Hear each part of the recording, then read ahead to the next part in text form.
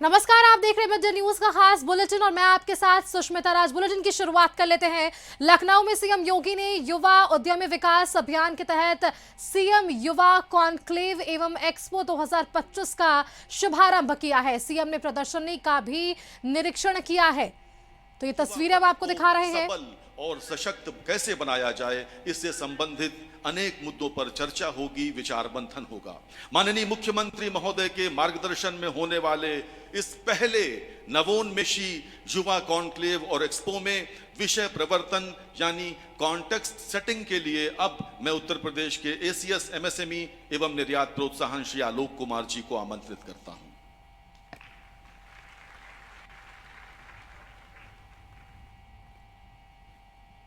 CM युवा conclave एवं expo 2025 में मुख्य अतिथि के रूप में आसीन श्रद्धेय मुख्यमंत्री जी,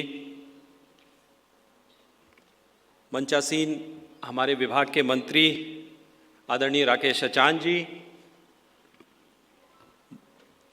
उत्तर प्रदेश के मुख्य सचिव आदरणीय मनोज सिंह जी, विश्वविद्यालय के जो लखनऊ और कानपुर मंडल में जो विश्वविद्यालय हैं, बड़े विश्वविद्यालय हैं, उनके कुलपतिगण, निदेशक उद्योग, लीड बैंक समन्वयक शैलेंद्र सिंह जी और जो हमारे इस कार्यक्रम में आए हुए विशिष्ट अतिथिगण हैं और सबसे ज़्यादा जो हमारे युवा साथी जो आज हमारे साथ जुड़ रहे हैं, उन सबों का मैं विभाग की ओर से, उत्तर प्रदेश शासन की ओर से, उत्तर प्रदेश की जनता की ओर से आप सभी का स्वागत करता हूं इस कार्यक्रम में। आपको गारंटी नहीं देनी है, आपके अभिभावक को नहीं देनी है, गारंटी भी राज्य सरकार देगी। और इन सब के साथ साथ जितनी आप पूंजी लेंगे उसका 10% मार्जिन मनी का भी लाभ राज्य सरकार आपको उपलब्ध करवा रही है। और इसी का परिणाम है कि 2751 करोड़ रुपए अब तक हमने प्रदेश के उन 68,000 से अधिक युवाओं को उपलब्ध करवाया है, जो नए उद्यमी के रूप में उत्तर प्रदेश के विकास की इस यात्रा में सहभागी बनना चाहते हैं। यानी ये उत्तर प्रदेश की उस अनलिमिटेड पोटेंशियल का प्रदर्शन है जिसके लिए उत्तर प्रदेश को जाना जाना चाहिए था।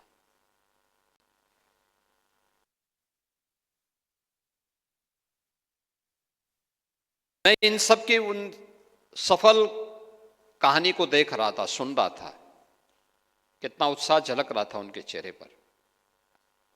और ऐसे ही लाखों युवा उत्तर प्रदेश के अंदर हैं,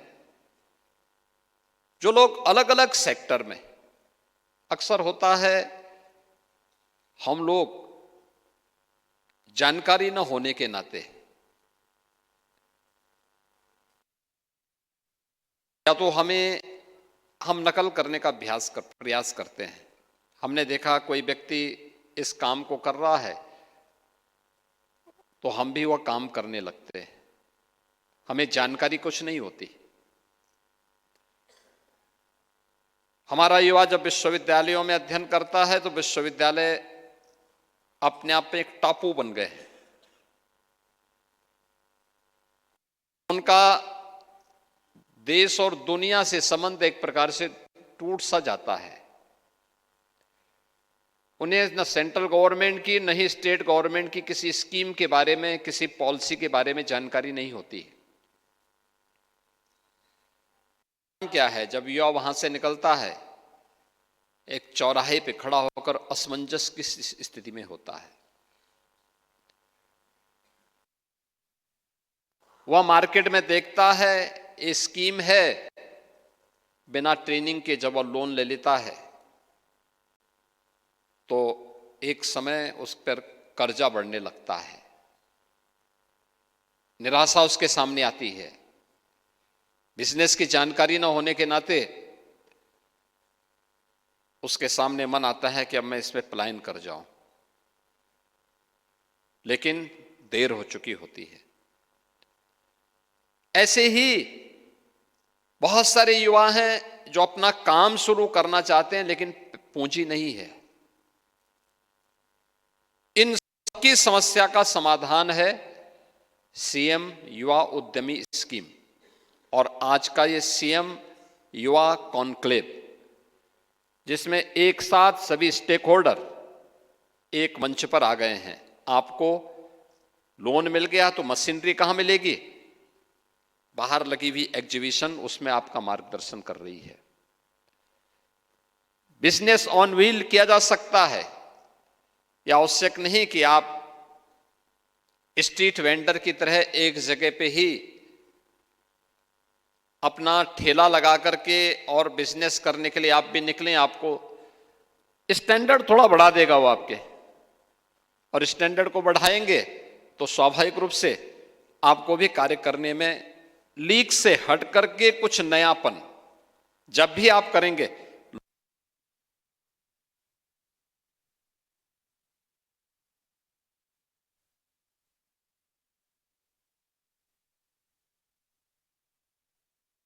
गए हैं कि उन तक भी सीएम युवा उद्यमी स्कीम की जानकारी उनको मिले। केंद्र और राज्य सरकार क्या क्या कुछ कर रही है युवाओं के लिए, इसकी जानकारी मिल सके, वे युवाओं को दे सके और अधिक से अधिक युवा इससे लाभान्वित हो सके।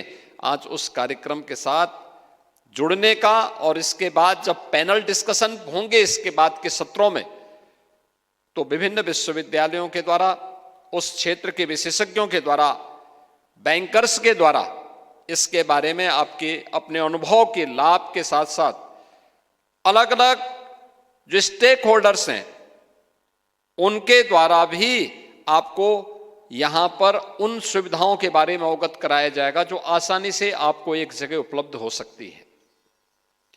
अक्सर होता क्या है, हमें जानकारी नहीं होती।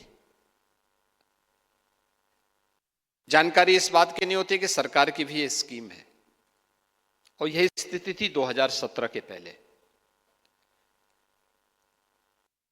2017 के पहले उत्तर प्रदेश के अंदर हमें सबसे पहले इस बात को ध्यान में रखना होगा कि उत्तर प्रदेश इस मामले में बहुत समृद्ध रहा है।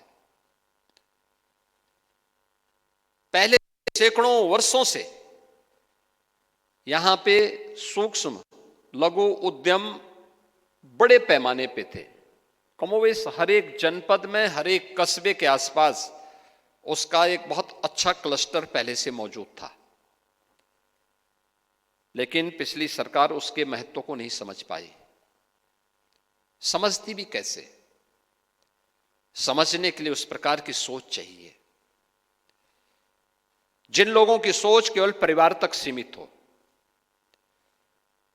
जिन्होंने सत्ता हथियाने के लिए समाज के विभाजन को ही आधार बनाया हो। वे लोग देश की सबसे बड़ी आबादी के उन लाखों युवाओं के बारे में कैसे सोच सकते थे जिनका भविष्य इन सभी स्कीम के अंदर छुपा हुआ था। और यही कारण था कि वे लोग लगातार प्रदेश के एमएसएमई उद्यम को बंद करवाने के लिए उस प्रकार की साजिश का हिस्सा बन गए थे। मुझे याद है 2017 में जब हमारी सरकार बनी थी, तो सरकार बनने के पूर्व उस समय भारतीय जनता पार्टी ने आदरणीय प्रधानमंत्री मोदी जी के मार्गदर्शन में जो अपना लोक कल्याण संकल्प पत्र बना था, उस लोक कल्याण संकल्प पत्र में इस बात का उल्लेख किया था कि सरकार आएगी तो सरकार प्रदेश के परंपरागत उद्यम को प्रोत्साहित करने के लिए एक नई स्कीम को लेकर के आएगी। एक लाइन का यह संकल्प पत्र था।